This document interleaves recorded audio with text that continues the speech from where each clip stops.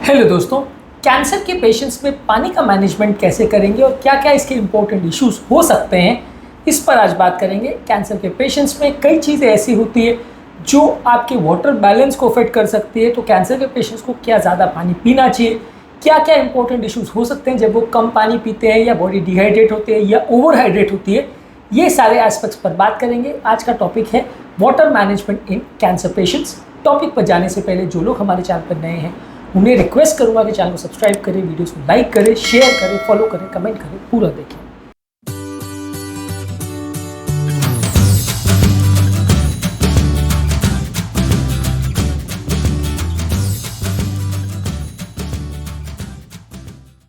सबसे पहले हम बात करेंगे कैंसर पेशेंट्स के ट्रीटमेंट में हाइड्रेशन या पानी के स्टेटस पर क्या फ़र्क पड़ता है। अगर कोई कैंसर के पेशेंट्स को आप कीमोथेरेपी देते हैं तो कीमोथेरेपी के दौरान लोगों को वॉमिटिंग और लूज मोशन कई बार ज़्यादा होते हैं।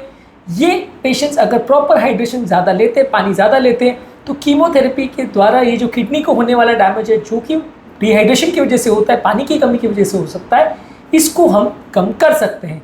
इसके अलावा कैंसर के पेशेंट जब रेडियोथेरेपी लेते हैं, खासकर अगर गले का या पेट का या सर का अगर रेडियोथेरेपी होता है, तो इससे भी पेट में गड़बड़ियाँ उत्पन्न हो सकती है जिसकी वजह से व्यक्ति ज़्यादा पानी ना पी पाए, या वही इसमें भी नौजिया वॉमिटिंग हो सकता है जिसकी वजह से पानी ज़्यादा निकल जाए और ऐसे पेशेंट्स को भी शरीर में पानी की कमी हो सकती है।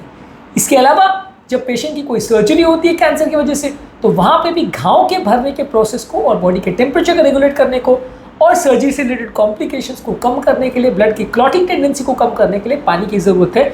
यदि पानी की कमी होती है तो सर्जरी पीरियड भी अच्छा नहीं जाएगा और ब्लड में क्लॉटिंग की टेंडेंसी ज़्यादा होगी, सर्जिकल प्रोसीजर कॉम्प्लिकेट हो जाएगा।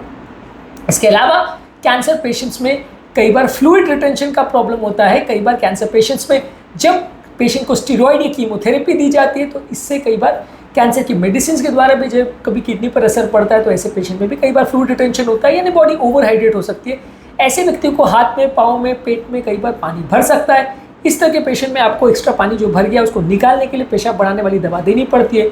लेकिन वहाँ पे भी आपको ये ध्यान रखने की आवश्यकता है कि अगर बीच में वॉमिट वगैरह कुछ चालू हो गया तो आप पानी का बैलेंस करना पड़ेगा, नहीं तो ओवर डिहाइड्रेट पेशेंट हो सकता है जो कि किडनी पर सडन साइड इफेक्ट कर सकता है। वैसे एक पेशाब बढ़ाने वाली दवाई भी किडनी पर साइड इफेक्ट कर सकती है, इसका भी ध्यान रखने की आवश्यकता है।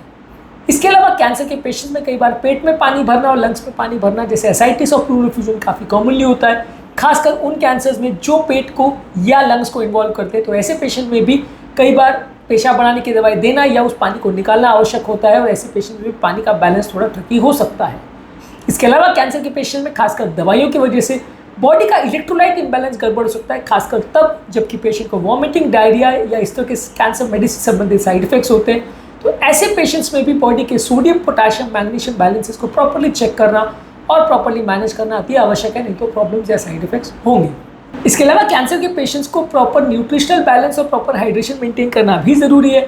इस तरह के पेशेंट्स को ज़्यादा मात्रा में पानी दिया जाता है, ओरल और आईवी फ्लूइड्स दिए जाते हैं, इससे इनका हाइड्रेशन प्रॉपर वे में मेंटेन रहता है। प्रॉपर हाइड्रेशन जो मेंटेन नहीं करते, खासकर जो पेशेंट कीमोथेरेपी पे है या पेन किलर्स में ओपियोइड मेडिसिन ले रहे हैं, उनको कॉन्स्टिपेशन का प्रॉब्लम भी ज़्यादा हो सकता है जो कि कैंसर के मैनेजमेंट को थोड़ा और टफ कर सकता है, पेशेंट की लाइफ को थोड़ा और बिगाड़ सकता है। इसके अलावा कैंसर के पेशेंट्स में यदि पानी की अगर कोई कमी है तो पेशेंट को सिम्टम्स होंगे जैसे उनका मुंह सूखेगा, पेशाब का कलर चेंज हो जाएगा, पेशाब की मात्रा कम हो जाएगी, बीपी कम होगा, चक्कर होगा, कन्फ्यूजन होगा, लेथार्जी होगा।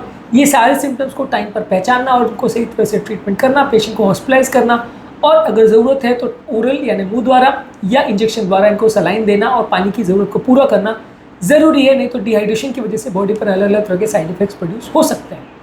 इसके अलावा पेशेंट के अलग अलग हेल्थ रिस्क के हिसाब से, उसकी अलग अलग दिनचर्या के हिसाब से और कितने बार उसको वॉमिटिंग, डायरिया हो रहा है, इसके हिसाब से आप पेशेंट का पानी बैलेंस को मेंटेन करते हैं। हर एक व्यक्ति की इंडिविजुअल रिक्वायरमेंट्स अलग अलग हो सकती है। आप ऐसा ब्लैंकेट स्टेटमेंट नहीं दे सकते कि हर कैंसर पेशेंट को ज़्यादा पानी पीना है, कि हर कैंसर पेशेंट को 2 लीटर पीना है, किसी को 1.5 लीटर पीना है। ऐसा यूजली नहीं होता, केस टू केस और कैंसर टू कैंसर और उसमें पेशेंट की कंडीशन कैसी, इसके हिसाब से पेशेंट का कितना पानी लेना है वो मेंटेन हो सकता है। अलग अलग पेशेंट में अलग अलग रिक्वायरमेंट्स हो सकती है, इसको आपको प्रॉपर्ली मॉनिटर करने की आवश्यकता है, जिसमें पेशेंट का वेट, पेशेंट का यूरिन आउटपुट और पेशेंट के डिहाइड्रेशन के साइंस और उसका ओवरऑल फ्लूइड रिटेंशन, ये सारी चीज़ों को आपको मैनेज करना है। पेशेंट का वाटर बैलेंस मैनेज करना है, पेशेंट की किडनी फंक्शंस और इलेक्ट्रोलाइट्स को चेक करना है। ये सारी ही चीज़ें बॉडी के वाटर बैलेंस में सिग्निफिकेंट रोल प्ले करती हैं, इसलिए इन सारी चीज़ों का ध्यान रखना है। कैंसर के पेशेंट में अक्सर पानी के बारे में लोग उतना ज़्यादा ध्यान नहीं देते, लोगों को लगता है कि उतना इंपॉर्टेंट इशू नहीं है, लेकिन इसको इग्नोर करना कई बार नुकसानदायक हो सकता है, इसलिए इसे जानना और समझना ज़रूरी है। आज के टॉपिक में हमने बात करी कि कैंसर के पेशेंट्स में पानी का बैलेंस मेंटेन करना क्यों एक इंपॉर्टेंट इशू है और इससे संबंधित क्या इंपॉर्टेंट प्रॉब्लम्स या इश्यूज आ सकते हैं। उम्मीद करूंगा कि आज के टॉपिक में कुछ नई बातें जानने को मिली होगी। जो लोग हमारे चैनल पर नए हैं उन्हें रिक्वेस्ट करूंगा कि चैनल को सब्सक्राइब करें, वीडियो को लाइक करें, शेयर करें, फॉलो करें, कमेंट करें पूरा।